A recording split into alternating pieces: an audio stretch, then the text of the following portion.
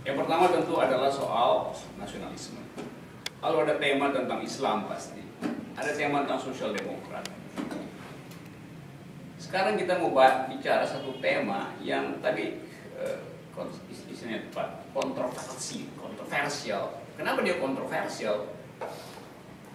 Kontroversialnya ada di dalam gagasan konsep integralistik itu sendiri, dan kontroversialnya juga ada di dalam biodata dari Supomo sendiri. Supomo itu pegawai Jepang sebelumnya, sebelum ikut membuat draft undang-undang dasar. Jadi kita bisa berhipotesis bahwa apa benar Supomo itu mandiri waktu merumuskan ide integralistik? Jangan-jangan disuruh oleh Jepang itu. Satu. Kedua, kalau Supomo itu intelektual, maka konsepnya akan utuh. Dia akan pertahankan konsep itu sebagai basis berpikir di dalam menyusun gerak pikiran berikutnya di dalam undang-undang dan seterusnya. Tapi kita lihat, Supomo merumuskan konsep integralistik untuk membela status negara yang lebih tinggi dari individu itu. Dan filsafat Hegel, Spinoza, dan Adam Muller untuk membela status negara. Jadi dia pro ide negaraisme.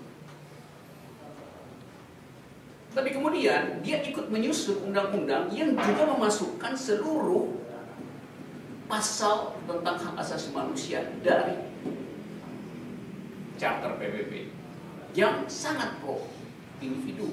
Jadi Anda lihat ada dua hal yang bertentangan di dalam konsep negara integralistik di Undang-Undang Dasar 45. Dia pro negaraisme. Di dalam Undang-Undang RIS, dia undang-undang sementara, dia pro individualisme.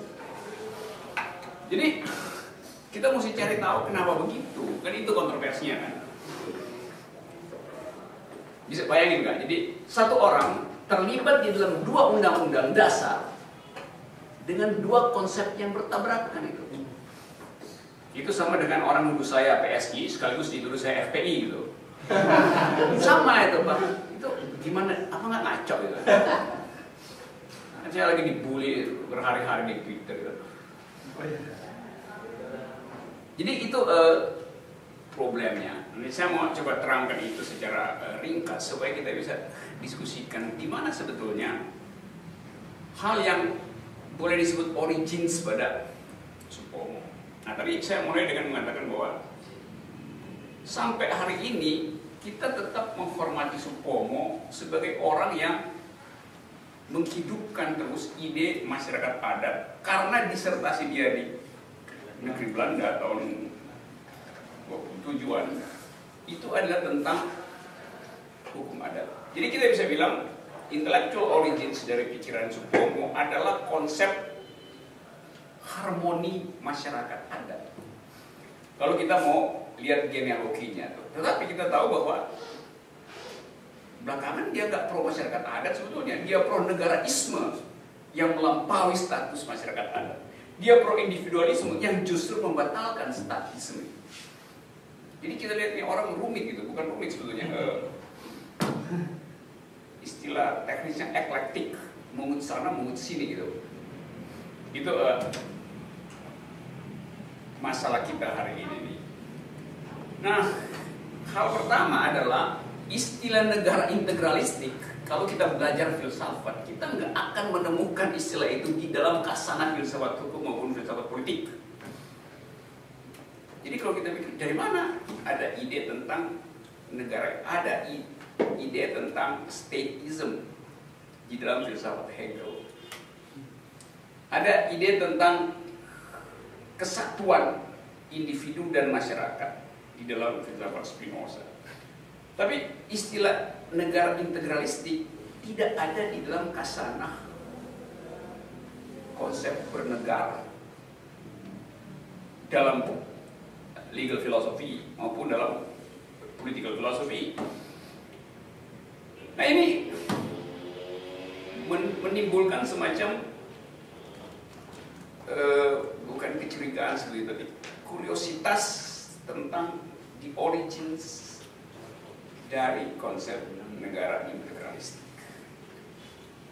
Nah, kalau kita bongkar pelan-pelan misalnya, kita akan menemukan semacam asal-usul historis dari konsep ini. Yaitu, waktu Jepang masuk ke Indonesia, tahun 42, di Indonesia cuma ada satu gagasan, yaitu anti-kolonialisme. Anti-kolonialisme oleh baik kaum sosialis, baik kaum komunis, baik kaum nasionalis, semua ada di dalam kondisi itu. Jadi diskursusnya cuma itu. Kalau dibilang ya nawacitanya cuma itu kira-kira. Yang dibicarain cuma revolusi mental dalam pengertian anti-kolonialisme. Waktu Jepang masuk, Jepang mengedarkan satu konsep yang orang kaget. Itu persaudaraan Asia. Bahwa Jepang datang bukan sebagai kolonialis, tapi sebagai saudara tua.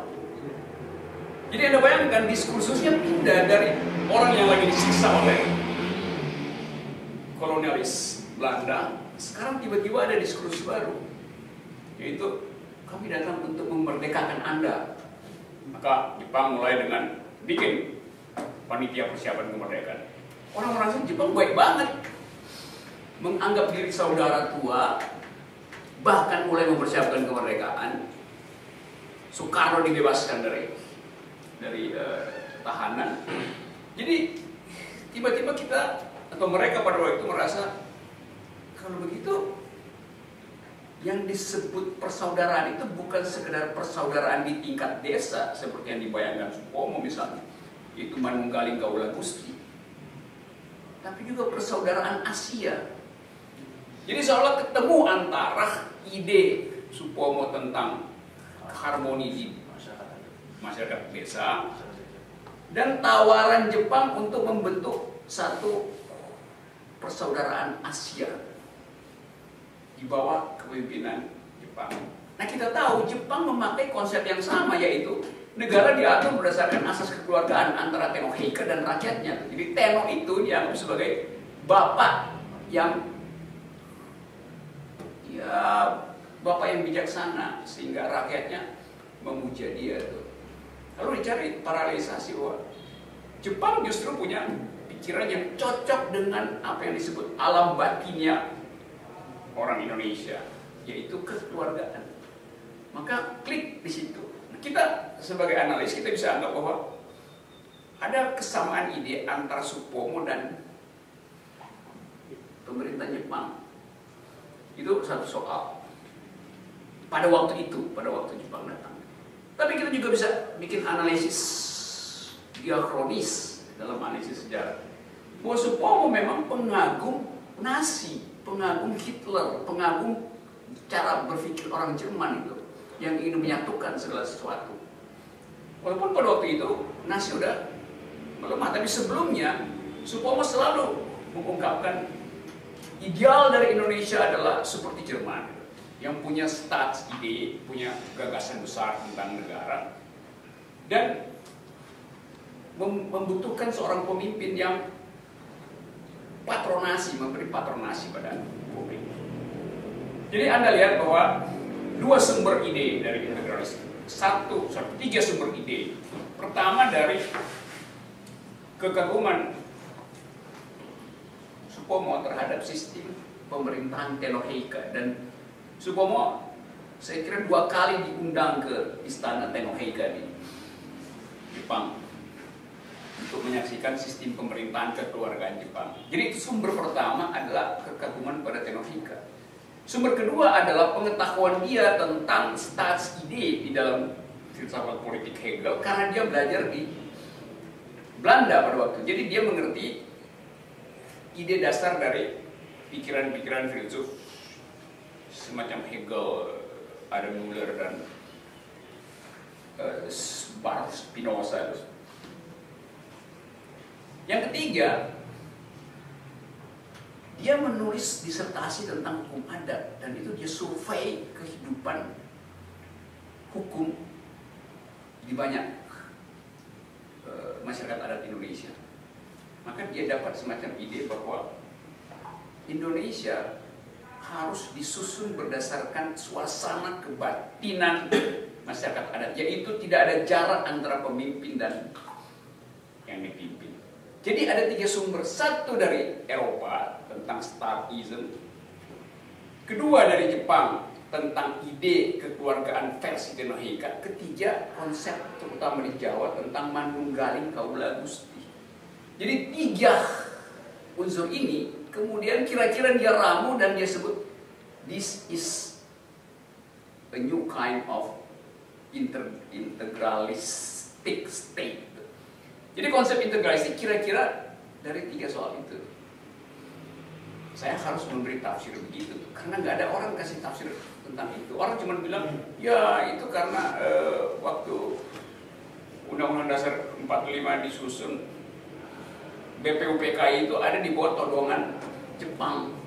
Ya memang Jepang lagi menguasai Indonesia, dan berkali-kali Supomo mengutip semacam permintaan dari Panglima teritorial Jepang di Indonesia waktu itu, yang menginginkan agar supaya Indonesia janganlah mengutip pikiran-pikiran Barat. Kita punya pikiran sendiri di Asia. Kan itu pesan dari si kepala bala tentara di Indonesia. Jadi kira-kira Supomo akan bilang, iya tuh, kalau gua ngomong yang lain tuh bisa di penjara gua. Jadi dia dianggap menyogok pemerintah Jepang dengan ide yang mirip dengan sistem pemerintah Jepang, yaitu integrasi. Tapi kita tahu sebelum itu juga sebetulnya Supomo sudah akrab dengan pikiran-pikiran totaliter di Jerman, yaitu terutama dari filsafat statisme dari Hegel tadi. Jadi itu sampai sekarang bikin kontroversi. Kita mau baca bagaimana soal itu. Nah, kontroversi itu terbawa sampai Orde Baru mengadopsi jalan pikiran Supomo dalam bentuk negara kekeluargaan.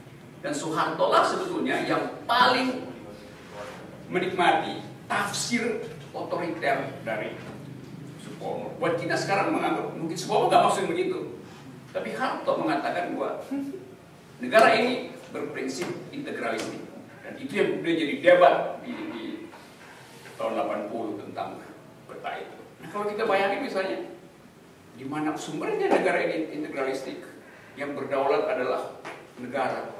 Kalau negara nggak berdaulat di Indonesia, yang berdaulat adalah rakyat.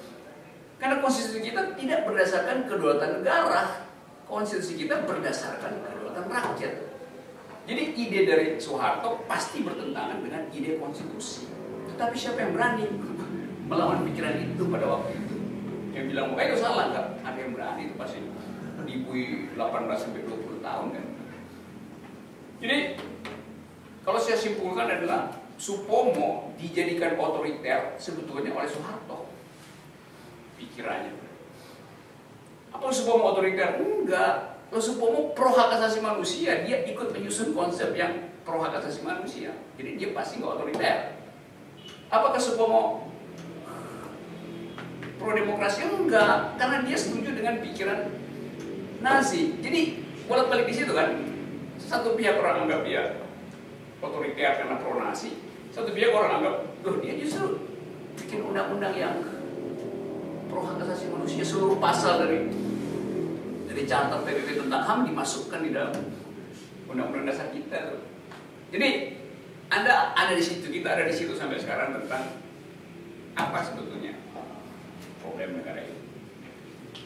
Nah, saya sampai di situ dulu. Nanti bagian berikut bab 2-nya saya akan ulas itu secara lebih metodologis ya, tentang kenapa terjadi begitu dan kenapa yang begitu ada sekarang di sini di hari ini, tentang politik identitas. Sampai di situ dulu supaya kita lihat, kita punya peta di mana sebetulnya tadi kontroversi itu kita letakkan. Jadi kita letakkan itu pada inkonsistensi dari Supomo sendiri, yaitu bolak-balik antara individualisme dan statisme. Yang kedua, kontroversi apakah dia agen Jepang atau bukan itu. Yang ketiga, apakah sumber pikiran Supomo yang menyebabkan Orde Baru bertahan, atau sebaliknya Orde Baru memang udah otoriter, tinggal dia caplok aja pikiran. Jadi di situ intinya kalau kita belajar tentang Supomo itu dari segi asal usul sejarah politik gagasan Supomo. Anda bisa baca macam-macam, banyak uraian, banyak lebar segala macam. Bahkan 2 tahun lalu saya ikut di memberi prasyarat, memberi presentasi di seminar yang khusus menerbitkan pikiran Supomo itu yang digagas oleh Satipto Raharjo Institute, dan itu kontroversinya luar biasa di Bandung. Tapi saya mengajukan hal yang menurut saya kontroversi, tapi semua orang di situ menganggap bilang kita harus menyelamatkan Supomo. Iya diselamatkan, tapi argumennya apa? Itu jadi dianggap bahwa pikiran saya bilang pikiran Supomo benar, tapi kita mesti lihat secara akademis ada yang bolong di dalam argumentasinya. Tapi seperti biasa itu beberapa profesor karena nggak pernah belajar filsafat jadi dianggap saya menghina Supomo. Padahal saya nggak hina, saya mengatakan saya kasih kritik terhadap diskusi itu supaya kita belajar untuk nggak asal terima itu. Nggak mungkin Supomo anteknya Jepang. Ya saya nggak bilang antek Jepang, saya bilang dia ada di dalam sphere of influence dari Jepang pada waktu. Kenapa? Karena pindah kita dari kolonialisme, Jepang datang. Ya orang lagi benci kolonialisme. Jepang bilang kita bersaudara, ya orang pindah ke situ. Apa yang salah dalam pikiran itu? Ya itulah orang yang nggak belajar filsafat dan nggak belajar tentang detail dari peristiwa itu mudah diindoktrinir oleh mereka yang punya kepentingan mengagung-agungkan bahwa bangsa segala macam. Orang kita bahwa ya kita sebut sebagai pendiri bangsa, tapi mereka bukan dewa. Tetap ada problem dalam pikiran itu. Nah itu yang mesti kita berantas sebenarnya hari-hari ini. Karena dia sampai sekarang saya perhatiin cara berpikir itu masuk sampai sekarang, sehingga soal Ahok, Habib Rizik itu banyak orang bertempur kembali untuk berebut akhirat, bukan berebut argumen. Akhirat punya saya, ini akhirat punya saya. Gimana ini kaum liberal tuh begitu menganggap bahwa tafsir kami yang benar. Jadi Tuhan diadu domba oleh 2 bidan yang nggak pernah operasi sesar itu. Melakukan operasi sesar bidan nggak boleh. Ini 2 bidan ini merasa punya hak. Akibatnya korbanlah akal sehat kita. Tapi kita nggak bisa. Gimana? Anda kasih pikiran kecil tuh nyamuk, belatung sama lalat itu Anda supung dengan yang disebut booster itu. Itu yang terjadi. Untung ada forum-forum kecil begini di mana kita bisa melatih kebeningan akal supaya kita bisa meloloskan argumen. Oke, saya kira itu bagian pertama dulu supaya nggak terpecah nanti. Ada soal yang mau diskusi di bagian itu dulu. Nanti kita pindah nanti buat lihat efek dari diskursus yang nggak pernah selesai terhadap kekacauan pengertian demokrasi hari ini. Oke, baik teman-teman, ada warna sebenarnya di dalam BPUPKI itu ketika Supomo dianggap panitia paling utama di perumusan naskah P3KI dan juga BPUPKI itu ada masukan diskursus menarik kurang lebih itu dengan Hatta, di mana Hatta mewacanakan kenapa Supomo ini sangat tidak menyukai ide-ide HAM dan juga suara-suara kebebasan demokrasi yang ada di dalam BPUPKI itu. Apakah itu karena Jepang sendiri atau memang ada kebatinan teosofinya Supomo yang mengilhami pemikiran yang mengenai konsep integralistik itu. Dan dibilang otoriter, ya memang otoriter. Saya pernah ke ini, Bang Rocky, teman-teman, SMA Teresia yang dimana saat itu dijadikan gedung perumusan BPUPKI oleh Jepang. Hatta Soekarno Supomo berkantor di sana. Ternyata kalau kita nih sekarang ke dalam berbagai ruangan di SMA Teresia itu justru yang menonjol ya Hatta dengan Soekarno. Gambar Supomo atau catatan Supomo itu sama sekali tidak ada. Padahal kalau kita menganalisis sejarah di dalam konsep rumusan BPU PKI dan juga P3KI itu Supomo lah sebenarnya paling dominan dalam hal ini. Saya kira teman-teman mungkin 3 atau 4 pertanyaan dari teman-teman untuk didiskusikan dengan panelis kita, silakan. Selama ini pembahasan mengenai Supomo banyaknya di BPUPK, padahal sebelumnya kalau saya tidak salah beliau juga tergabung dalam Komisi Fisman kalau tidak salah. Nah, apakah memang pemikiran beliau itu sebelum di BPUPK itu seperti apa gitu? Apakah memang pemikiran fasistiknya itu cenderung pas di BPUPK atau sebelumnya di dalam dia merumuskan sesuatu dia sudah membawa pemikiran-pemikiran itu ketika di Komisi Fisman dan sebagainya? Mungkin itu sih pertanyaan. Supomo itu anggota dari klub teosofi itu.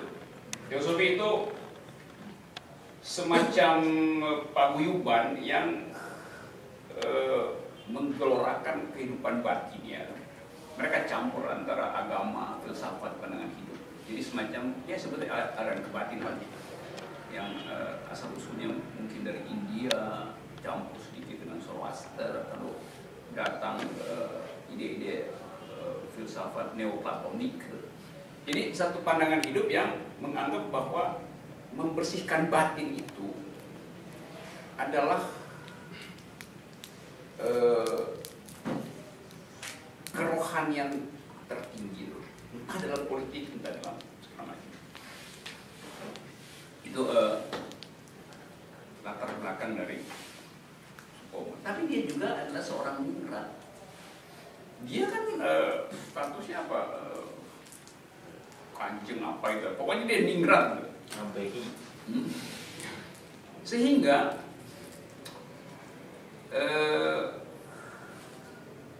sinkretisme Jawa itu yang digabung dengan pikiran filsafat Barat dan teosofi itu kita bisa bayangkan ya, saya nggak tahu, kita nggak pernah bercakap tentang ini, tapi kita bisa bayangkan orang yang belajar teosofi ditertibkan di dalam kultur feodal keningratan, lalu bekerja di bawah asuhan pemerintahan militer Jepang. Jadi bayangin ya, itu kan kayak penuh kepalanya.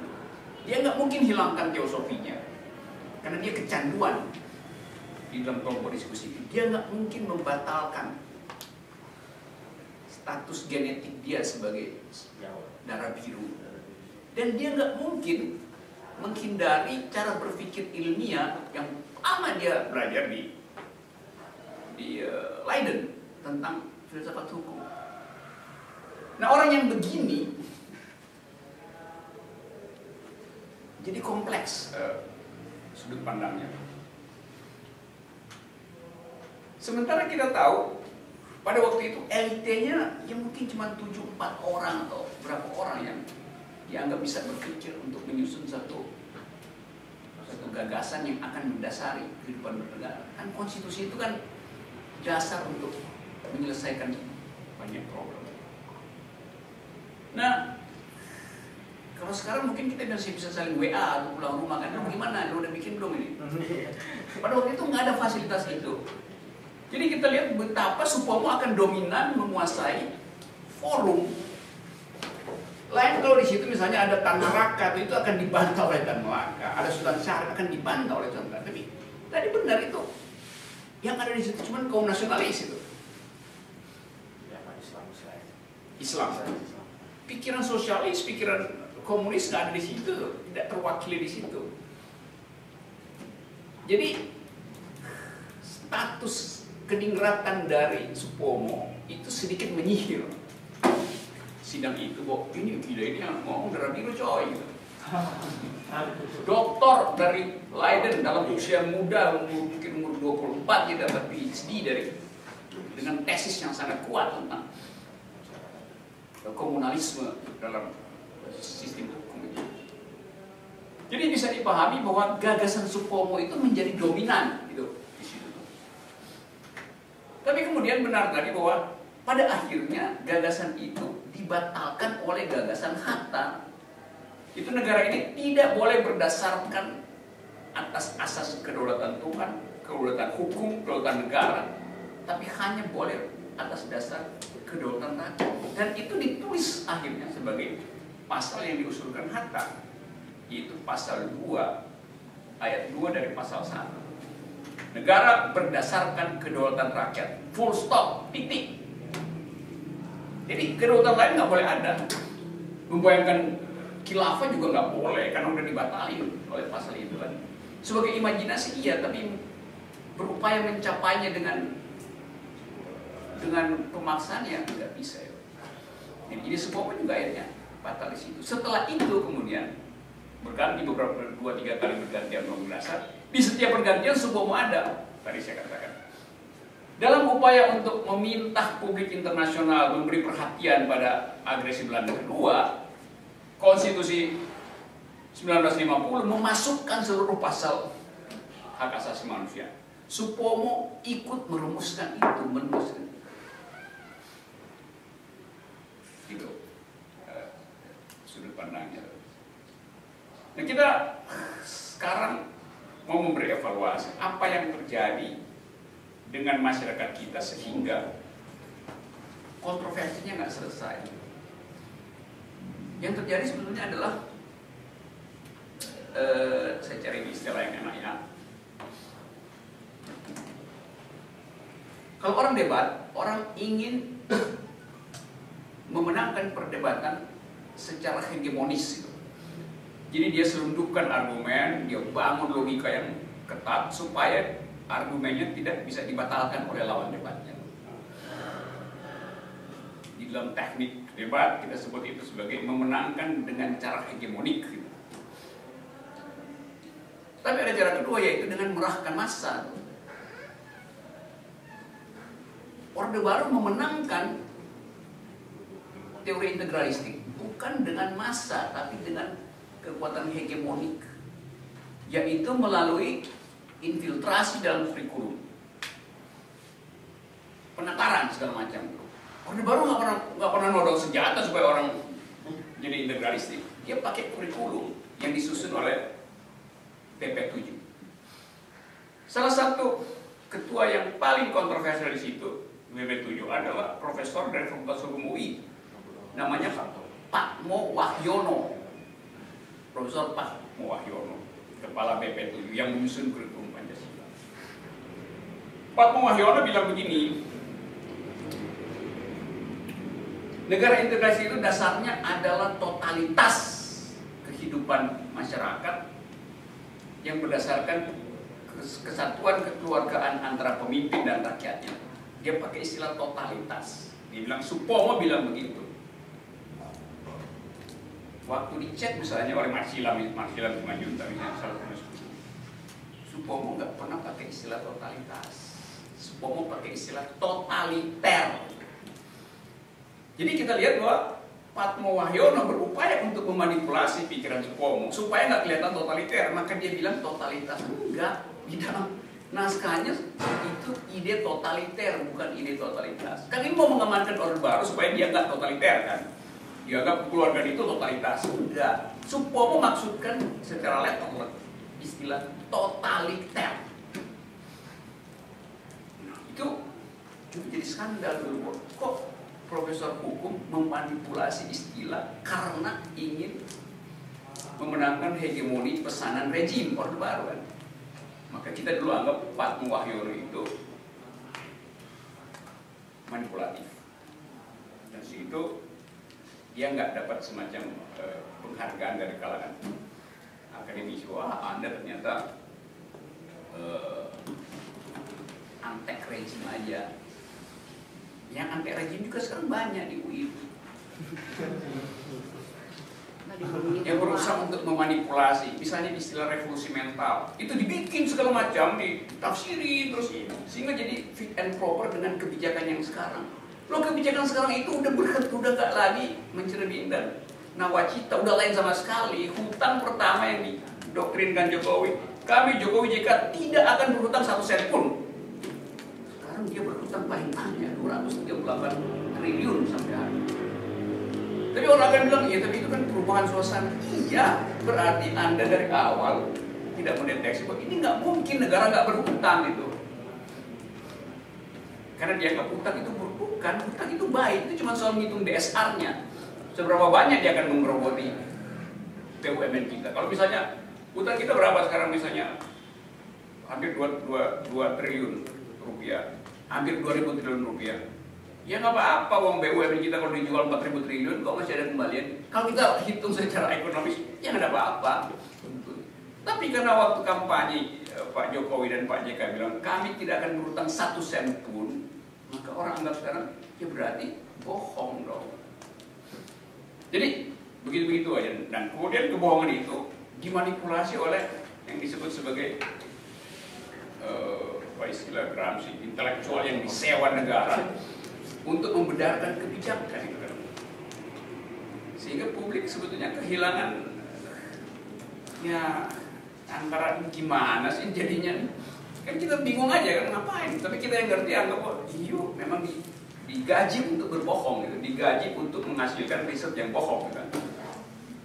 Ya Orde Baru itu jago begituan. Salah satu tokohnya yang namanya Pak Muwahyono tadi. Kita lihat satu benang merah, yaitu keinginan orang untuk selalu memperoleh identitas. Kita bangsa Indonesia beridentitas Manunggalan Kaulah Gusti. Itu yang membedakan kita dengan bangsa-bangsa lain. Jadi kita eksploitasi identitas. Nah, beberapa sebulan lalu saya mengajar tentang Sultan Syahrir di sini. Kita lihat kontras antara Sultan Syahrir dan Susomo. Sultan Syahrir dia berpikir tentang ide global. Jadi dia orang yang menganggap bahwa Indonesia bagian dari perkembangan pikiran global, maka kita harus tune in dengan pikiran global. Subomo sebaliknya menganggap bahwa Indonesia unik dan karena itu tidak boleh tercemari pikiran global. Jadi kita lihat dua polar di situ antara cara berpikir Subomo dan cara berpikir Sultan Syahrir. Kita lihat pola itu sampai sekarang jadi mainan diskursus politik di Indonesia. Mau neolit atau mau nasionalisme itu. Dua-duanya buruk di dunia sekarang. Barusan IMF bilang keluarin dokumen kan neoliberalisme telah gagal itu karena tidak memperhatikan aspek solidaritas. Nasionalisme juga telah punah, bukan lagi gagal. Karena nasionalisme menghasilkan proteksi di mana-mana. Demi nasionalisme, beberapa negara Eropa menolak pengungsi, imigran. Demi nasionalisme, Donald Trump berupaya untuk membatalkan semua dalil politik luar negeri yang plural dari Obama. Kan itu yang ada di kita. Di kita juga berlangsung hal sama. Jadi bagian kedua ini saya mau terangkan kegenitan kita untuk selalu ingin punya identitas. Negara kekeluargaan itu identitas Indonesia. Karena itu kepala negara sama dengan kepala keluarga. Loh, kepala keluarga itu nggak bisa diganti, bapak itu nggak bisa diganti. Tetapi kepala negara diganti 5 tahun sekali. Jadi bikin paralel antara kepala keluarga dan kepala negara, itu paralel yang salah, keliru. Kalau dia bapak gue, dia nggak mungkin gue ganti. Karena dia kepala keluarga. Kalau dia kepala negara, dia justru harus diganti. Jadi kita lihat kontradiksi lagi antara keinginan untuk memelihara identitas dan ketidakcukupan untuk menyelenggarakan demokrasi. Ini sampai sekarang hari ini problem kita itu, kita mau berdemokrasi tapi kita terus-menerus melihat ke dalam gitu, membangun semacam identitas yang final. Nah, politik identitas ini, politics of identity atau politics of recognition ini yang membuat kita bertengkar sampai hari ini. Habib Rizik ingin punya ada identitas Muslim. Yang kaum liberal merasa bahwa ya nggak boleh. Dia juga nggak bisa larang dia punya alam pikiran itu selama dia belum melakukan tindak kekerasan. Coba Anda lihat misalnya debat yang sekarang nih, versi Rizik adalah Yesus itu biologis, karena itu mesti dibuktikan bidannya siapa yang melahirkan dia. Versi Katolik menganggap enggak, itu simbol aja. Terus mana yang benar? Ya, Rizik nggak boleh begitu. Loh, di dalam Quran ada diskursus tentang Yesus, maka dia produksi intervensi sendiri. Di dalam Kristen ada diskursus lain, dia produksi sendiri. Ya, terus siapa yang mau benar di situ? Lain kalau Yesus tidak tercatat di dalam sejarah teologi Muslim, lain itu monopolinya di sini ya. Tapi dia tercatat. Tapi orang menganggap bahwa ini ada masalah, ini sama dengan hal. Iya, tapi kita nggak bisa lagi mendudukkan pikiran sehat untuk menganalisis detail dari persoalan, karena dikepung oleh teori politics of recognition. Maka kita terpecah sebetulnya. Ini negeri udah mengalami segregasi hanya karena akal berhenti bekerja. Karena kita takut untuk mengucapkan analisis.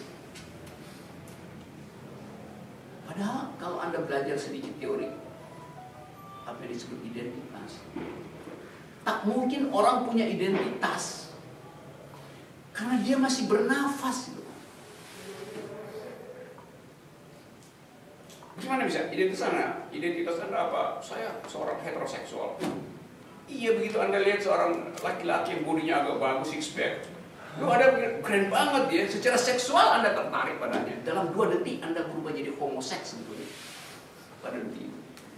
Bagaimana mungkin kita punya identitas kalau setiap kali lo punya pacar yang lagi penuh romantisme, tapi setiap kali Anda cemburu lihat orang jomblo yang hidupnya lebih enak itu. Jadi pindah kan kenikmatan Anda dengan teori romans itu. Tapi Anda nggak mengaku itu. Tubuh kita ini setiap 2 detik sel berubah. Ini ada yang jatuh dari sayap gugur, ada sel darah merah yang direproduksi. Jadi terus menerus kita nggak mungkin punya identitas. Kan identitas membuat Anda final. Orang Yunani bilang identitas itu adalah milik mereka yang sudah mati. Jadi Anda disebut identitas kalau Anda udah mati, sebab hanya mayat yang bisa diidentifikasi. Orang hidup nggak mungkin diidentifikasi. Alam pikiran, ideologi, seksual orientasi. Jadi kalau bilang saya punya identitas, artinya lu udah mati dong.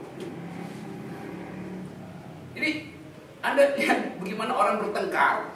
Yang sana bilang identitas kami adalah Muslim, yang sana bilang identitas kami adalah NKRI. Iya, tapi artinya ngapain you sebut kalau you masih hidup? Gimana kalau besok you berpindah agama? Bagaimana kalau besok you berhenti mencintai NKRI? Jadi teori identitas itu teori yang rapuh. Secara logika dia rapuh, secara sosiologis dia berbahaya, secara teologis dia menghina alam semesta. Karena alam berdenyut. Kalau kita mati sama-sama, identitas kita adalah sama dengan cacing, sama aja terurai jadi mineral gitu. Kan tubuh kita dan tubuh cacing sama, terurai. Apalagi kalau kita pakai ilmu neuroscience, ya kita nggak ada apa-apa selain mesin sebetulnya. Kita cuma mesin aja tuh. Diatur oleh apa? Yang diatur oleh fungsi-fungsi biologis yang ditanamkan oleh sistem evolusi. Jadi apa yang unik pada kita? Nah, itu soal yang saya mau ajukan itu di akhir tahun, supaya nanti kita nggak mengulang keinginan atau obsesi memiliki identitas di tahun baru nanti itu. Tahun baru, istilah tahun baru aja memperlihatkan identitas Anda berubah lagi nanti kan. Jadi ngapain kita bilang tahun baru tapi identitas masih lama, carry over-nya kemana itu?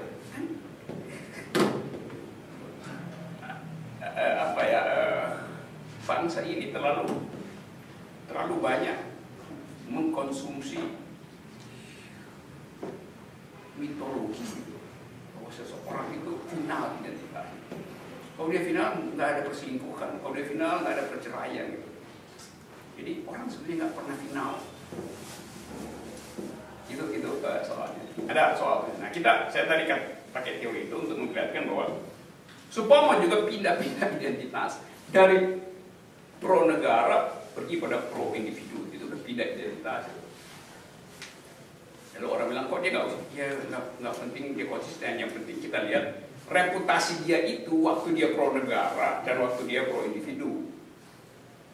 Sama halnya dengan seluruh debat sistem konstitusi, ada yang ingin agar supaya Indonesia balik pada sistem kerajaan, ya oke, ada soal. Tetapi sekali lagi ayat 2 pasal 1 konstitusi kita membatalkan seluruh obsesi untuk menghasilkan identitas selain kedaulatan rakyat. Nah, bagian berikut saya mau terangin apa itu artinya kedaulatan rakyat. Tapi saya berhenti dulu di bab 2 tadi ya. Silakan siapa yang mau bersoal jawab dengan problem identitas. Oke, teman-teman. Saya dari media, Pak. Media. Bapak dari Republika. Oke. Ya, sebelumnya saya ingin berterima kasih untuk. Tapi ini kelas ya, jangan ikut-ikut kuliah saya. Dengan penjelasan dan pemaparan Bang Rocky, terus terang sih juga sangat suka dengan pemikiran maupun sikap Bang Rocky. Saya masih ingat waktu pernah ada diskusi di UI itu, abang pernah keluar karena alasan moderator tidak ilmiah. Dia pernah Sering. Tidak, apa yang abang sampaikan juga sejalan dengan sikap abang gitu. Nah, ini menyangkut soal identitas nih, Pak. Dari apa yang saya tangkap dan saya pahami, Bang Rocky ingin mengatakan bahwa legitimasi sebuah kelompok individu terhadap identitas itu bisa menjadi soal ya. Misalkan tadi Abang bilang Habib Rizik dengan kelompok pro Ahok gitu ya. Tapi bagaimana pula dengan kasus era pergerakan seperti yang dikatakan oleh Benny Anderson. Artinya kan memang orang pada satu masa tertentu ya butuh mengkonstruksi identitas gitu untuk istilahnya ya dialektika gitu toh. Artinya untuk membedakan gitu di pihak mana kita berdiri gitu.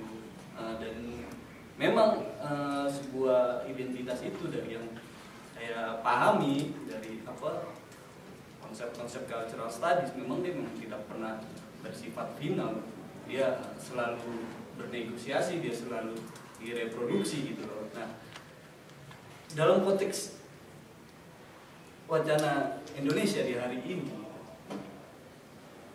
menurut abang klaim legitimasi soal identitas, aku yang paling Nusantara, aku yang paling Bhinneka Tunggal Ika, aku yang paling Indonesia gitu, itu membawa nilai positif nggak Bang? Atau memang dalam artian nilai positif ya memang proses dialektika berkebangsaan kita memang saya dalam bahasa Islamnya ya sunatullahnya memang begitu gitu loh, kita hidup di negara yang beraneka ragam gitu.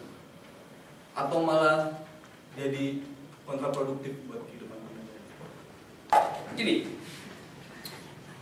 yang terjadi di kita hari ini yang adalah carry over dari problem yang lalu, kita berebut identitas bukan dengan kekuatan hegemonik, tapi dengan diplor massa, dengan memamerkan massa. Baik yang masanya banyak maupun masanya sedikit, kan main massa jadinya kan. Satu pawai yang lain bikin pawai ulang. Jadi orang itu berebut identitas itu harusnya dengan kekuatan diskurs. Kalau masa itu soal daya tahan fisik aja. Begitu daya tahan fisiknya hilang, dia nggak ikut lagi demo. Sementara diskursnya nggak dipegang. Saya kasih contoh agak cepat-cepat misalnya. Sekarang kalau kita sebut bineka, kalau saya bilang saya bineka, itu kelompok yang di Petamburan akan bilang nggak mungkin ya Bhinneka. Jadi FPI akan bilang saya pasti nggak Bhinneka. Yang akan bela saya siapa? Kelompok Bhinneka yang di sana di HI waktu itu. Sama dia bilang saya juga nggak Bhinneka gitu. Jadi istilah Bhinneka itu yang tadinya sebetulnya wilayah untuk tadi benar tadi untuk negosiasi, sekarang Bhinneka itu mengalami substansialisasi menjadi benda. Konsep Bhinneka hari ini kan Bhinneka artinya you taruh argumen you, saya taruh, biarkan argumen itu tumbuh di dalam dialektikanya. Sekarang nggak begitu. Jadi apa bedanya antara mereka yang ada di Petamburan dan mereka yang ada di Salihara misalnya? Sama. Membekukan konsep Bhinneka. Gak ada bedanya kan? Jadi kita nggak pakai massa, you pakai massa. Jadi jangan pikir massa itu yang ratusan ribu. Bikin 3 orang dan pamer di depan artinya memaksakan satu pikiran dengan massa walaupun sedikit massa. Gak ada debat di koran, gak ada debat di Twitter, gak ada debat di jurnal tentang the thing called. Di Twitter iya kayaknya. Di Twitter iya. Iya, gua aja yang dibully di Twitter. Dan dibully itu bukan dikasih argumen. Sehingga sekarang dilarang saya disebut tukang bilang orang dungu. Jadi nggak boleh bilang dungu. Dungu itu bahasa Indonesia yang baik dan benar. Jadi orang sekarang nggak boleh bilang dungu. Kalau gitu bilang apa orang yang gagal menjalankan prosedur berpikir? Gimana kita mau bilang coba? You bayangin orang cegah gitu. Itu yang saya sebut tadi. Akhirnya orang kehilangan argumen. Lalu bikin aturan, jangan bilang dungu dong. Oke, bilang apa? Kurang pinter. Saya bilang dia bukan kurang pinter, sangat kurang pinter, bahkan kurang pinter seluruhnya. Dalam kurung DUNGU. Itu bahasa Indonesia bilang begitu. Saya nggak bilang idiot itu kecerdasan di dalam taraf tertentu itu idiot. Ini dungu artinya menolak prosedur berpikir, itu yang namanya dungu. Tapi orang marah, kenapa marah gitu? Kita nggak bisa ngerti. Jadi kita harus bilang dia. Coba bisa saya buka sedikit. Kita mesti bilang apa orang yang semacam itu? Goblok. Goblok. Asal. Jadi namanya kan pasti dikasih mari. Jadi kita kehilangan kebinekaan di dalam mengorganisir ide. Gitu. Karena dimonopoli, bahkan bahasa pun dimonopoli. Dilarang bilang kata dulu. Ya hapus saya dari kamus gitu. Bikot boleh. Nah itu soal kita hari ini. Nah, kalau kita bilang misalnya boleh aja dari pertandingan identitas, tetapi kita mesti lihat genealogi dari yang disebut politik of recognition. Yang berhak meminta identitas itu adalah golongan yang minoritas. Justru yang tersingkir identitasnya karena proses kebudayaan struktural. Kan orang Perancis di Kanada minoritas, maka dia minta identitas. Rohingya minoritas, maka dia minta identitas. Di sini kalau Anda Muslim dan Anda minta identitas, itu artinya seperti jeruk makan jeruk. Ngapain mayoritas nuntut identitas? Tapi kita bisa bilang pasti ada problemnya. Apa misalnya? Ya halangan terhadap aktivitas politik. Oke, selesai itu. Segala macam. Di mana konfrontasinya? Ya di parlemen, karena itu problem pertandingan politik di dalam era yang terbuka demokrasi sekarang. Kan simple nerangin itu soal semacam ini. Tapi begitu kita merasa bahwa hanya kita yang boleh melakukan itu, yang lain adalah terlarang, yang sekarang diedarkan oleh kaum liberal picik itu, dia justru yang menjadi otoriter. Jadi kaum liberal kok jadi otoriter?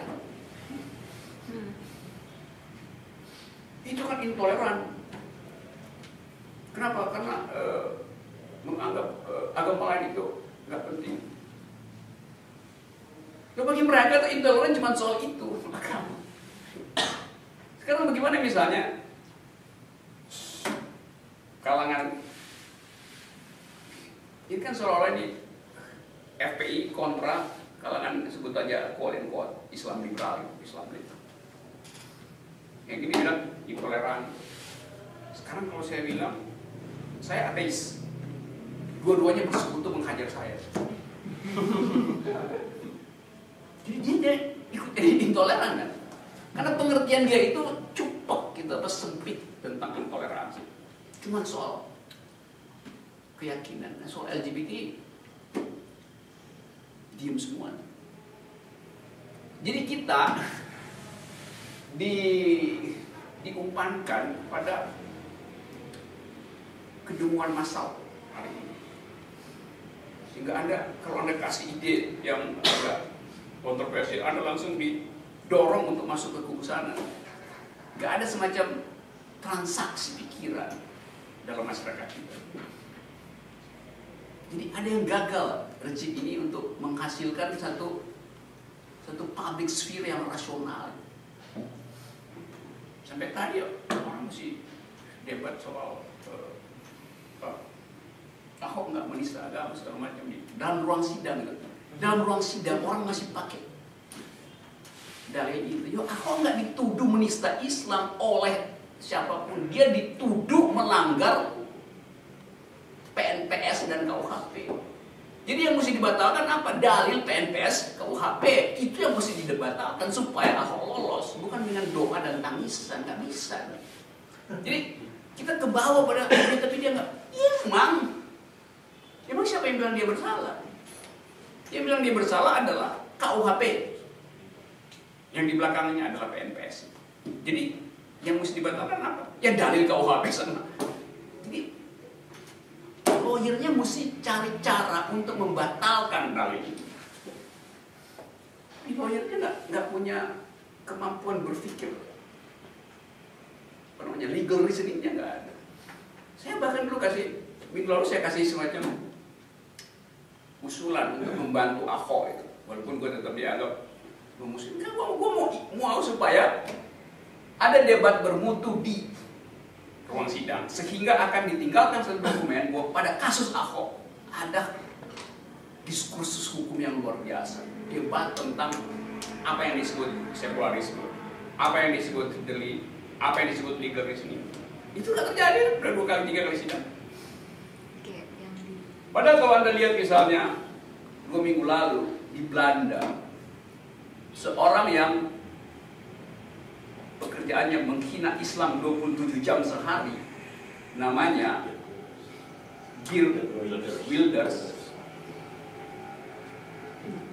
dinyatakan bersalah oleh hakim tanpa dihukum. Padahal di Belanda itu nggak boleh orang memaki dinyatakan bersalah, karena itu adalah bagian dari pikiran liberal, demokratis. Tapi hakim bilang enggak, saya menghukum dia. Kenapa? Karena dianggap dia tokoh sedang berjuang untuk jadi Perdana Menteri dari Partai Freedom. Oh, dia meresahkan publik. Tapi hakim bilang, oke, saya hukum Anda bersalah, tapi Anda tidak, akan saya masukin penjara. Jadi Anda lihat kecerdasan hakim itu, dinyatakan bersalah di depan publik, jadi hukum Anda bersalah. Itu udah hukuman etis yang luar biasa, karena dia akan merosotkan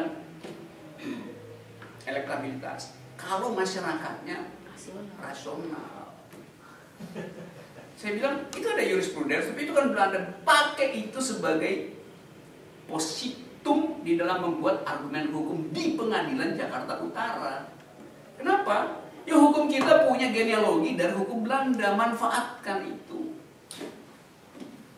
Jadi nyatain aja Ahok bersalah, tapi jangan dihukum supaya ada pelajaran. Seandainya mau difinalkan itu, apalagi kalau dia tekan ke bersalah, ya oke. Nah ini kemampuan untuk berpikir begitu aja kita nggak punya tuh. Yuk nanti mending nulis skripsi atau disertasi tentang legal reasoning. Pada keturunan legal reasoning dengan memanfaatkan kasus di luar untuk dibawa ke sini, bukan untuk bikin merubah prinsip. Kita nggak punya prinsip itu kan, prinsip apa namanya itu, precedence. Oh ya. Prinsip Stare stare decisis itu. Nah, ada prinsip itu. Tetapi hukum itu tumbuh di dalam pengertian semacam itu sekarang. Satu soal. Nah yang kedua tadi soal yang kanan segala macam di mana demokrasi merosot sekarang. Masih 2 minggu lalu saya baca di jurnal Harvard University. Harvard University bikin studi dengan Wellington University di New Zealand. Temanya adalah persepsi anak muda terhadap demokrasi. Temuannya mengerikan, 80% anak muda dunia tidak percaya pada demokrasi. Dasarnya apa? Demokrasi dianggap lamban menghasilkan keadilan. Demokrasi dianggap terlilit di dalam birokratisasi partai politik. Jadi bukan mereka nggak mau kesetaraan, justru mereka anggap demokrasi terlalu lamban untuk menghasilkan justice. Pergi kemana mereka? Mereka ingin, ini juga temuan yang mengerikan, mereka ingin pemerintahan yang kuat, kalau bisa militer. Generasi mana itu? Z generation. Generasi Z. Pikiran begitu. Tapi apakah mereka tidak manusiawi? Paradoks lagi. Justru mereka yang menyatakan saya bukan warga negara Belanda, saya bukan warga negara Amerika, saya warga negara di mana ada tragedi kemanusiaan. Jadi dia akan cari di mana ada bencana, di situ mereka datang. Anak-anak muda ini ke Aceh, ke segala macam. Jadi kita lihat value global ini simpang siur di atas itu. Kayak berupaya untuk mengendapkan jaringan-jaringan yang lagi conflicting claims di mana-mana, tapi berupaya untuk nyari kesetaraan. Nah kalau kita nggak baca risetnya Harvard misalnya, hanya baca judulnya, 80% pro demokrasi, terus kita bilang mereka itu Donald Trump. Enggak, dia juga menghina Trump itu. Jadi dia mereka dukung Harambe. Iya, satu klaster pikiran baru yang kalau kita terbiasa berpikir identitas, kita nggak ngerti pikiran anak muda ini. Yang ngerti paling Nadia. Jadi itu kita ada di situ, dan permainan gagasan itu apa namanya, spill over, apa namanya, meleleh kemana-mana melalui fasilitas media sosial. Di kita media sosial justru jadi tempat beternak kebodohan. Ajaib nih. Mungkin ada melebar sedikit ya. Boleh melebar dari soal kita. Ya tadi sepakat sekali bahwa kontestasi identitas yang terjadi pada hari ini lebih mengarah ke parade kumpulan manusia ketimbang dialektika berpikir. Nah, cuma saya melihat ini pasti gimana ya? Ini seperti tidak terbendung gitu loh, Mas. Dalam artian hidup itu sekarang ya cuma soal GNPF dan pendukung Ahok. Ruang-ruang apa kehidupan bernegara kita dari kebudayaan misalnya gitu ya, pop culture gitu, musik pop gitu, itu seperti nggak punya peran untuk istilahnya semakin mempertajam dialektika itu dengan cara yang lebih positif, karena dari yang saya pahami ya musik pop gitu ya, itu punya peran yang sangat signifikan gitu di dalam membangun konstruksi berpikir sebuah masyarakat yang kemudian akhir dari pengetahuan itu mereka membangun identitas di lagu Indonesia Raya misalnya gitu ya, lagu-lagu kebangsaan gitu. Nah, ini kira-kira kalau menurut Pak Rocky gitu ya, ini apa ya, kebudayaan pop kita ini sedang kenapa ini gitu, dalam artian ya sampai istilahnya ya keluar dari bukan keluar ya, maksudnya dalam artian tidak berdiri pada konteks sosialnya gitu loh. Dalam artian ya musik pop ya berdiri dalam konteks industrinya aja gitu loh. Padahal menurut pandangan saya ya dia punya peran yang sangat signifikan untuk istilahnya ya mencerahkan masyarakat lah istilahnya gitu. Pak Rocky gimana seperti itu? Di dalam arti bahwa asal usul dari pop culture itu justru dimaksudkan sebagai counter culture terhadap high culture pada zamannya. Jadi ada semacam kimia yang menyatukan anak muda waktu itu untuk anti establishment. Karena itu kita sebut sebagai popular culture. Di sini ada ini nggak ya? Ada. Sekalian saya terangin sedikit ya supaya kita bisa bedain antara apa sih ini di kita tuh yang mana yang laku itu kok. Oke. Oh ada. Thanks. Kadang-kadang kita pakai istilah pop culture, padahal yang kita maksud mass culture itu. Suka. Jadi saya bersihkan dulu ya teorinya itu. Kalau dulu ya. Culture itu bisa diproduksi di dua tempat. Yang pertama adalah dia diproduksi di studio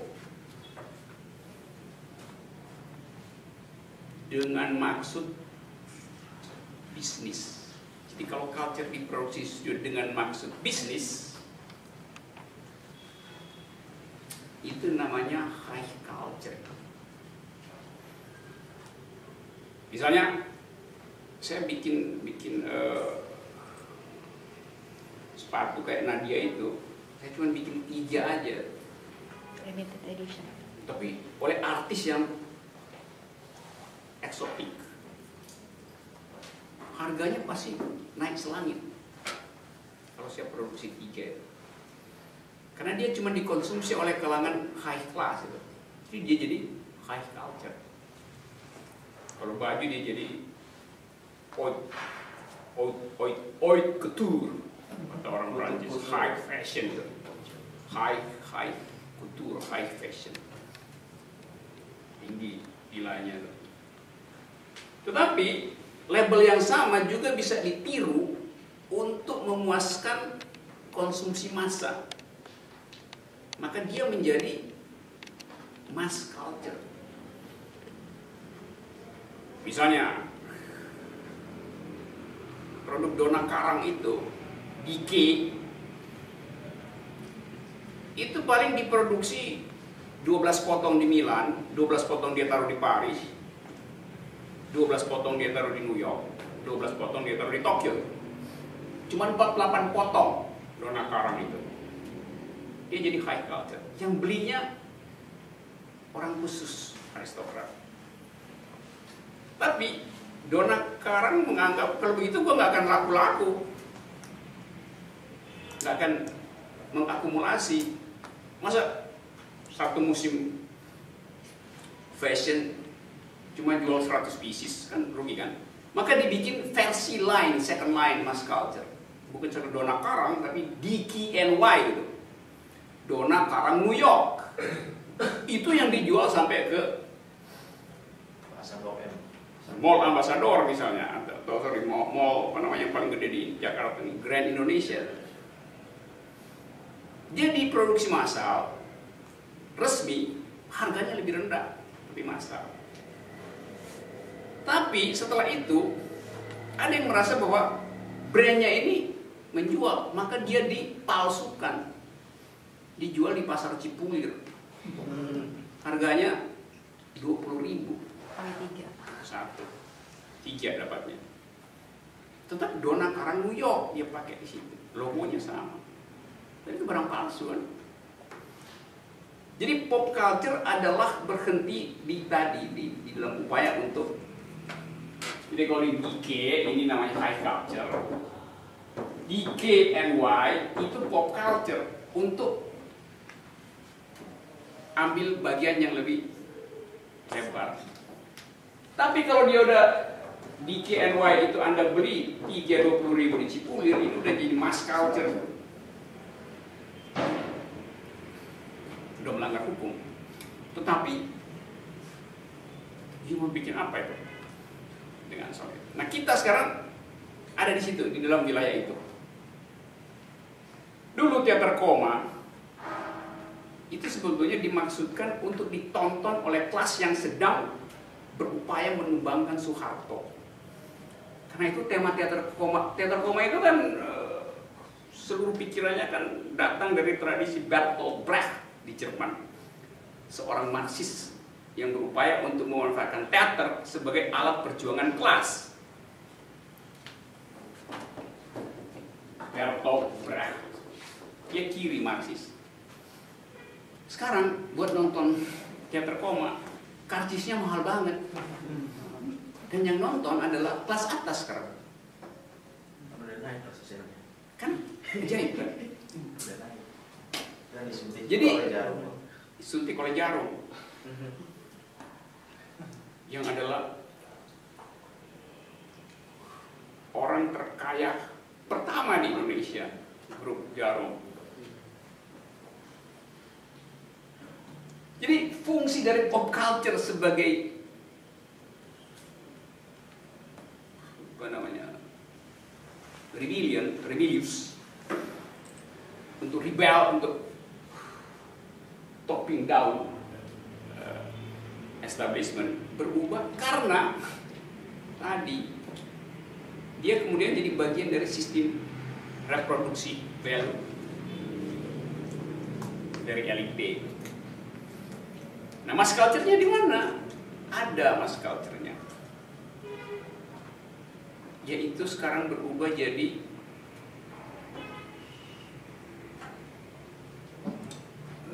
pinggir sana ke pinggir kota, dangdut, tepongan segala macam, tapi direndahkan justru oleh elite karena di situ dianggap sebagai tempat transaksi seksualitas misalnya. Jadi dia disingkirkan dua kali, status dia sebagai culture dipinggirkan dalam pengertian yang sangat topografis, dipinggirkan ke pinggir rel kereta tanah dan direndahkan value-nya. Tapi diam-diam para pemain jaipong di situ, para pemain doger segala macam, itu juga adalah langganan para CEO untuk ditampilkan di dalam klub-klub eksklusif. Jadi dia dinaikkan kelas di situ, tapi diturunkan kelas di sana ya. Kan ajaib cara-cara kita mengapresiasi culture. Kenapa dia jadi begitu? Karena tadi bangsa ini bukan nggak ngerti, tapi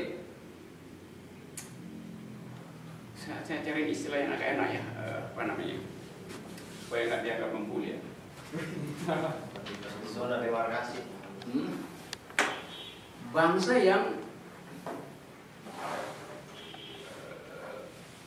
plastis gitu Pak, suka yang plastis,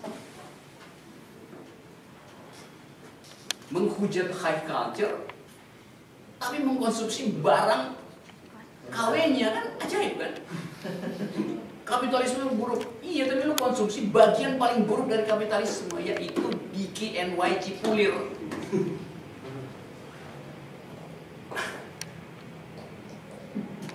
Nah, mental itu mental yang kita bawa karena kita tidak pernah menyelesaikan revolusi cultural. Yang ada revolusi politik itu pun nggak selesai.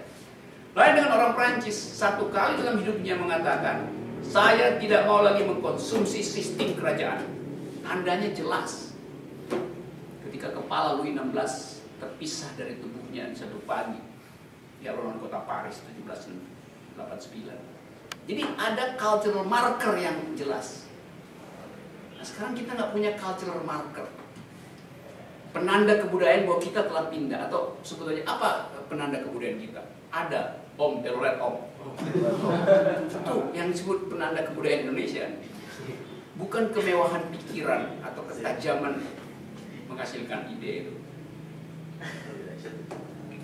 Jadi problem kita di situ, culture marker kita apa?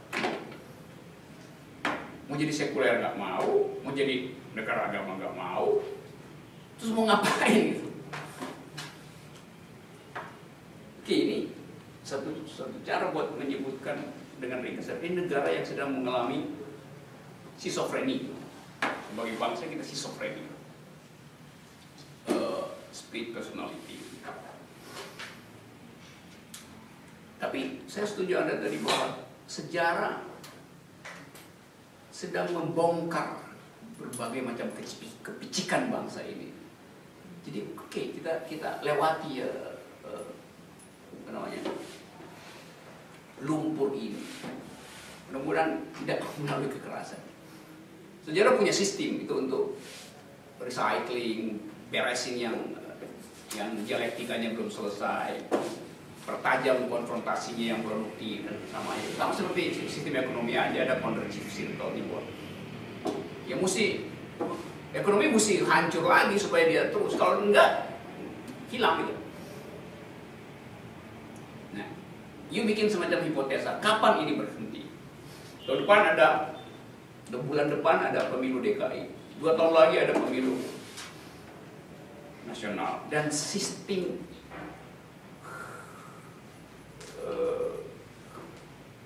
buffer intelektual kita rapuh sekali.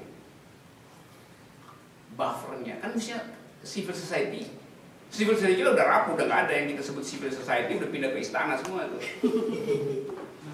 Dan semua justru jadi cari suaka di situ, kan aneh kan, civil society yang bawa paspor HAM gitu, cari suaka di istana. Rumusnya mereka ada di luar, ini justru cari suaka.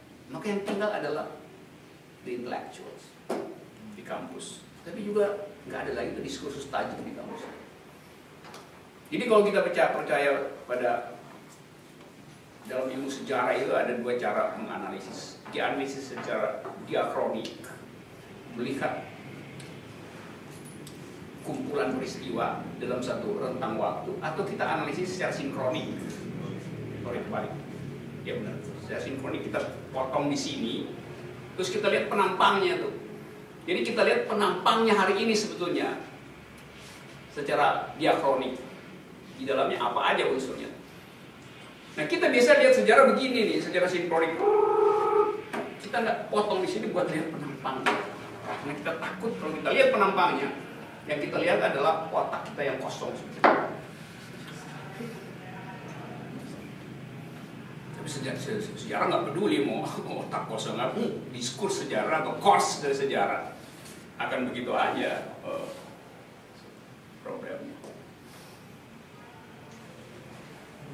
Ya, oke, Akbar terus aja. Maksud dari terima kasih penjelasannya. Mungkin tadi pertanyaan saya kurang jelas, tapi maksud dari pertanyaan saya adalah mungkin dapat dibalik kekakuan hidup yang terjadi sekarang ini, terus melankolisan kontestasi identitas tadi, dengan tangisan, air mata. Ya, mungkin salah satunya juga disebabkan karena produk-produk kebudayaan, produk-produk kesenian pop yang relatif mudah diterima masyarakat itu kering inspirasi, kering pengetahuan, sehingga mereka masyarakat juga ya akhirnya tidak mendapat apa-apa gitu. Maksud itu mungkin dalam situasi seperti ini kita bisa berharap ada semacam kebudayaan pop yang mencerahkan, yang bisa ya mungkin agak aneh sih harapan saya gitu ya. Kebudayaan pop yang istilahnya mencerahkan, yang bisa membangun kesadaran masyarakat lah gitu loh, yang tidak cuma soal identitas kelompoknya, agamanya kah, atau ya Ahok atau Habib Rizik, Munarman gitu loh. Ya kira-kira mungkin gak sih kebudayaan itu atau budaya pop itu menjadi jalan keluar yang paling efektif lah. Iya, tapi benar itu. Karena Anda nyeselin bisa diam-diam kan Anda menyesal kenapa Iwan Fals main politik, kenapa Slang main politik, kenapa apa namanya macam-macam lah. Tapi problemnya adalah dari awal sebetulnya kontraindikasi adanya pelemahan fungsi pop culture, kontraindikasinya adalah peningkatan pop culture yang lain yang namanya booster sekarang. Itu kontraindikasinya gitu.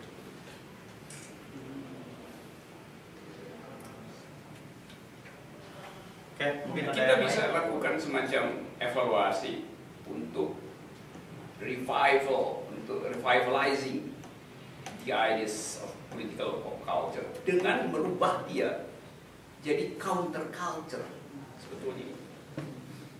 Jadi kalau pop culture itu sekarang tadi saya katakan diisi oleh kapitalisme justru. Nah counter culture itu dia kayak film yang dibikin sama Dandi atau siapa itu soal Jakarta. Watchdog. Dandi. Jakarta Unfair apa itu. Blow palsu segala macam itu gerilya untuk menghasilkan itu. Walaupun awalnya saya kasih kritik sebetulnya bahwa ya kenapa itu nggak dimuat di YouTube aja sehingga dia jadi mass culture juga orang lihat semua. Jadi itu tapi oke kita mungkin bisa anggap ya ini ada semacam taktik untuk bikin seolah-olah dia eksklusif supaya dilarang dulu supaya jadi talk of the town. Akhirnya sekarang dimasukin di YouTube kan jadi semua bisa akses itu. Itu semacam tadi saya sebut pop culture yang kemudian berubah menjadi counter culture. Jadi itu artinya kita lihat momentum itu. Kapan pop culture itu kita naikkan statusnya menjadi counter culture. Jadi Anda sebagai jurnalis juga kan lihat kapan sebuah opini itu justru menjadi tajam ketika dicemplungkan pada satu situasi yang dialektis. Saya bisa nulis opini yang bagus, tapi fungsinya itu baru bisa meledak jadi bom kalau dia nyemplung ke dalam situasi. Kita bikin kritik misalnya, saya menulis misalnya kritik terhadap teks amnesti. Artikel yang sama saya tulis 2 bulan lalu dan saya publish 3 hari mendatang, lain efeknya.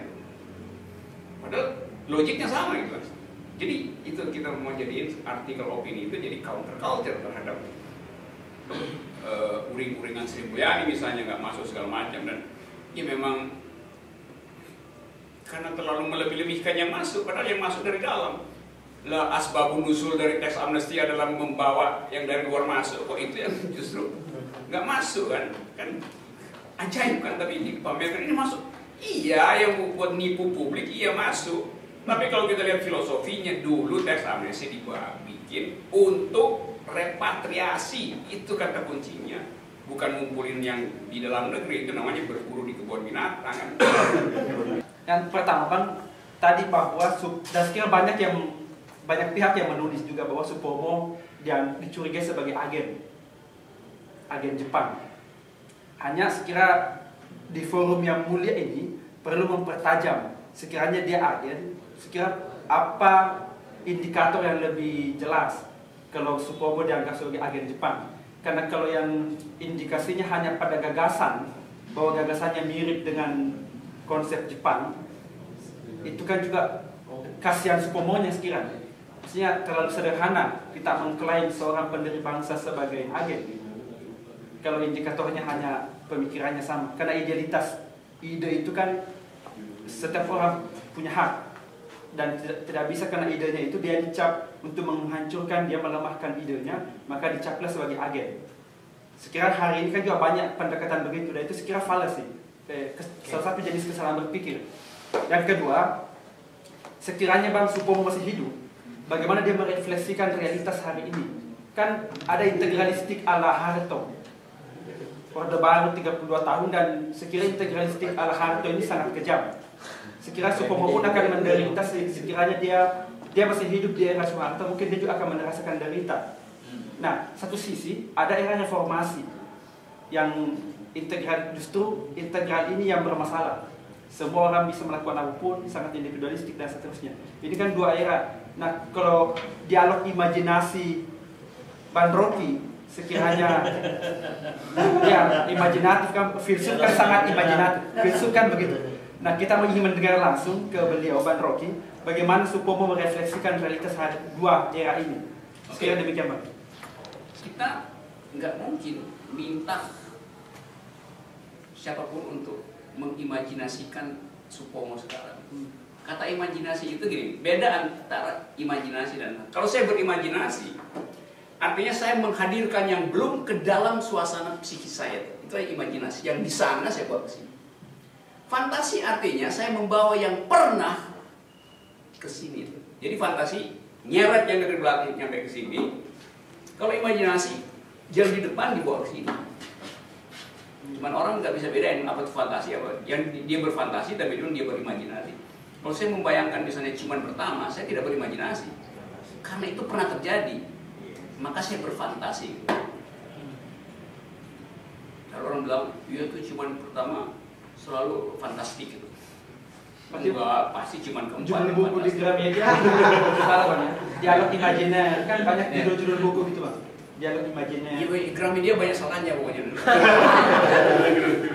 Dialog imajiner dengan orang yang Betul. dengan Bung Karno, siapa yang bikin itu? Ya Bung Karno bukan dari imajiner itu. Itu fantasi yang dibawa. Kita berfantasi karena pernah punya pengalaman, maka kita berfantasi. Imajinasi itu betul-betul kosong kita bawa ke sini. Bisa bedain gitu ya, dua soal itu. Apa tadi yang awalnya? Agen Bang. Agen. Gini, kalau dia agen, berarti pikiran Supomo itu baru ada setelah sidang konstituante yang ditungguin oleh tentara Jepang. Benar ada. Tetapi kalau kita cuma berhenti di situ, kita akan bilang ya memang dia agen. Berarti dia tidak punya keinginan sendiri untuk menghasilkan pikiran tentang integralisme selain yang di-brief oleh pemerintah Jepang. Kalau dia baru berpikir tentang menyamakan persepsi dengan konsep keluarga Kaula Gusti dengan sistem Tenoheika di Jepang. Tapi kalau kita lihat sebelumnya, sebelum 31 Mei dia pidato di konstituan, sebelumnya dia udah punya gagasan yang sama, yaitu negara yang berbasis kekeluargaan. Bahkan bertiga mereka bicara itu. Bahkan udah ada draft kecil tentang konstitusi yang berbasis kekeluargaan, belum menyebut integralistik. Selain Supomo ada namanya orang Menajo, Samratulangi. bukan, Maramis. Samratulangi lebih kuno, dia udah meninggal kan, tapi ingat. Jadi A.A. Maramis juga punya ide yang sama, juga seorang Jawa, Ahmad Subarjo. Jadi Supomo, A.A. Maramis dan Ahmad Subarjo sebelum diangkat jadi panitia BPUPKI sudah punya ide yang sama. Jadi memang tadi saya katakan Supomo itu kagum pada Hitler, pada Nazi dari tahun 31 di Eropa, dia udah kagum tuh. Waktu dia jadi pegawai pemerintah Jepang, dia kagum lagi pada pikiran Tenoheika, pada sistem pemerintahan Jepang. Karena itu begitu dia diundang pergi ke Jepang, ya dia senang banget dan dia lihat Tenoheika kasih tahu gini cara. Jadi saya ulangi ya dalilnya. Supomo belajar di Belanda ketika pikiran-pikiran totaliter sedang populer di situ.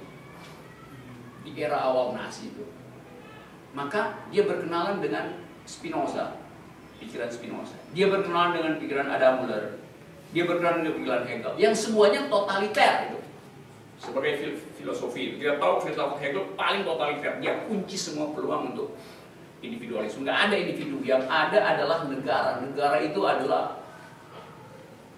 satu totalitas yang tidak mungkin dicegah karena itu cuma jejak dari ide yang sedang menyelesaikan course of history itu. Nah, itu ada teori tentang ide absolut. Coba saya kasih jalan kaki sedikit. Hegel beranggap begini. Sejarah itu berproses. Dan proses itu identik dengan perjalanan ide. Jadi di dalam realitas, di atas juga idenya berjalan. Jadi ada kompatibilitas antara yang real dan yang ideal. Dengan kata lain, ide dan yang real itu satu. Itu dalil dari Hegel. Apa namanya? Monisme namanya. Sekarang kita lihat apa konsep Hegel tentang realitas kalau idenya berjalan di atas dalam status yang berada. Negara ini akan berhenti pada satu saat ketika konsepnya telah final, yaitu dalam bentuk negara Prusia di Jerman. Agama akan berhenti dalam proses yang final, yaitu ketika Protestanisme bekerja secara rasional di Eropa. Gitu kira-kira jalan pikirannya, segala macam. Jadi perjalanan ide dengan perjalanan realitas. Pikiran itu, kalau saya uraikan, pikiran itu dikenali oleh Supomo itu. Sekarang kalau misalnya kita bikin fantasi sekarang, Supomo belajar Hegel, terus dia tahu tentang hukum adat Indonesia yang basisnya adalah Manunggaling Kaula Gusti. Lalu dia merasa kok sama ya, gitu. Jadi individu di mana? Nggak perlu ada individu, kan Manunggaling. Dia pakai istilah Manunggaling dalam prinsip politik Jawa. Hegel pakai istilah kesatuan antara realitas dan ideal. Lalu semua bilang berarti mikrobatin dan makro universe nyatu itu. Kan jalan yang disebut Sangkan Paraning Dumadi dalam sistem pikiran kekuasaan Jawa. Jadi dia udah dapat semacam dua paralel antara pikiran Jawa, Manunggaling Kaula Gusti, dan ide Hegel tentang persatuan antara yang belum dan yang sudah untuk menghasilkan sistem yang absolut. Nyatu. Dia dapat lagi ide yang sama dari Jepang, yang menganggap Jepang itu adalah model yang ideal bagi Indonesia. Kenapa? Karena sama-sama timur. Jadi ide kekeluargaan itu adalah ide timur. Maka dia bersih, maka dia origin. Lalu dia merasa, iya, Belanda kejam. Jepang datang menindas nggak? Faktanya Jepang sedang menindas, tapi Jepang pakai diskursus saudara tua. Jadi persatuan Asia. Jadi Jepang, Indonesia yang lagi mau diserbu Jepang segala macam itu, Singapura ditundukin segala macam, Filipina itu adalah Timur Raya. Maka diperluaslah pikiran kekeluargaan. Jadi kekeluargaan bukan sekedar kekeluargaan Indonesia, tapi kekeluargaan Asia Timur Raya. Dua-duanya atau tiga-tiganya Hegel Eropa, Manunggaling Kaula Gusti, dan Tenno Heika, dua-duanya pikiran totaliter. Kenapa totaliter? Sebab individu dileburkan ke dalam negara itu. Maka jadi totaliter, menyatu di situ. Nah kalau dilihat dari situ, maka kita sebut bahwa ya klop keinginan politik dari Supomo klop dengan mentalnya sebagai seorang elite Jawa, sebagai seorang apa istilahnya tadi? Ningrat Jawa. Cocok dengan bujuk rayu Jepang bahwa kami datang ke sini bukan untuk menjajah, kami justru untuk membina kalian karena kamilah saudara tua. Jadi itu teknik-teknik Jepang, dan itu aja, begitu kira-kira. Jadi jalanlah pikiran itu. Nah, saya ajukan itu sebagai dalil. Sekarang kita mau lihat sejauh mana dalil itu bekerja di zaman Orde Baru. Orde Baru bukan menjadi otoriter karena memakai jalan pikiran Supomo. Orde Baru udah otoriter dulu, baru dia adopsi pikiran Supomo. Itu. Jadi Orde Baru kan udah pemerintahan militer. Supaya nggak kelihatan pemerintahan militer, maka dicarikan filosofi yang kira-kira cocok dengan kenusantaraan. Di mana dapatnya? Ya pada Supomo. Kenapa? Ya karena dia menghasilkan ide tentang negara kekeluargaan. Kan adem kan jadinya tuh. Harto bikin kita adem sambil dia potong kepala orang gitu. Ya dipotong kepalanya maksudnya dicekek supaya nggak bisa berpikir itu maksudnya. Jadi kepala kita itu tempat kita berpikir dilumpuhkan oleh Orde Baru melalui penataran PA4, ya, BPU segala macam. Itu ceritanya. Kalau Anda mau tahu lebih banyak, tanya ke sejarawan. Saya bukan sejarawan, saya membaca otodidak aja soal sejarah. Lalu mencoba menganalisis. Tapi karena sejarawannya banyak yang nggak bisa analisis, akibatnya analisis saya dipercaya gitu. Bahwa dari fase Supomo yang mewacanakan negara integralistik dan Supomo yang ikut merumuskan undang-undang dasar yang mencakup pencantuman HAM itu, sebenarnya itu bukan pertentangan atau bisa nggak maksudnya yang ingin saya tanyakan ditafsirkan, diterima bahwa dia yakin bahwa negara integralistiknya itu dapat menjadi wadah untuk aktualisasi warga negara menjadi, katakanlah ya maksudnya individu yang mengaktualkan bahwa kan unit-unit itu maksudnya dengan asumsi kayak keluarga gitu kan, mungkin agak sedikit naif, cuman ya kan asumsi bapak juga anak itu terpenuhi potensinya hanya menjadi anggota keluarga yang benar gitu, anggota keluarga yang baik gitu. Bisa nggak diinterpretasikan begitu? Jadi bukan ada suatu katakanlah pertentangan atau pergeseran. Itu saya mau kasih kritik sebelumnya. Iya. Gini, karena pada Hegel bentuk akhir dari negara adalah menghilangkan individu justru. Jadi kalau Supomo kita anggap iya, tapi kan yang dari integralistik Undang-Undang 45 itu waktu dia pindah ke Undang-Undang sementara 1950 isinya HAM itu kompatibel aja, nggak kompatibel karena doktrinnya berbeda. Yang di sini statisme, yang di sini individualisme. Jadi tidak mungkin kompatibel. Waktu Hegel bilang negara adalah bentuk tertinggi dan terakhir dari persekutuan manusia, itu dia terangkan sebagai evolusi dari sistem keluarga tadi. Kan orang keluar dari keluarga menjadi citizen, menjadi bourgeois, warga negara, dengan cara melenyapkan keluarga. Karena kalau masih ada keluarga, masih ada identitas komunal. Ini selesai dalam statisme kan. Jadi statisme di dalam pengertian integralistik harusnya begitu. Dengan kata lain, seluruh ide tentang otentisitas individu hilang. Tapi kemudian Supomo menyetujui pada waktu penyusunan undang-undang kedua memasukkan lagi sistem pengakuan terhadap individu. Jadi kita mesti bilang dia tidak konsisten. Kita mesti uji, bukan uji, berupaya memahami kenapa dia nggak konsisten. Ya buat saya gampang. Ya dia sebetulnya bukan akademisi, dia itu pegawai pemerintah, teknokrat, birokrat. Jadi disuruh apa aja yang dilakukan. Kan gampangnya gitu kan. Lain kalau dia betul-betul academician in optima forma, dia die hard kan. Enggak, gua nggak mau ikut nyusun undang-undang dasar 1950. Karena di situ ada ide HAM, gua berpikir anti individu kok, ngapain gua ikut itu. Tapi ya itu namanya, kalau sekarang ya booster ya, disuruh pilih sini. Kalau gampangnya kira-kira. Nah saya nggak bukan dalam rangka melecehkan, tapi mendudukkan bahwa kalau dia orang yang firm punya pikiran segala macam itu lakukan aja kan, jangan lakukan itu. Jadi sama kayak misalnya yang sekarang juga begitu kan. Jadi kalau saya misalnya tidak berpihak pada Ahok, dianggap saya menghina intelektualitas. Loh justru saya ada di dalam jalur yang tetap itu. Kan?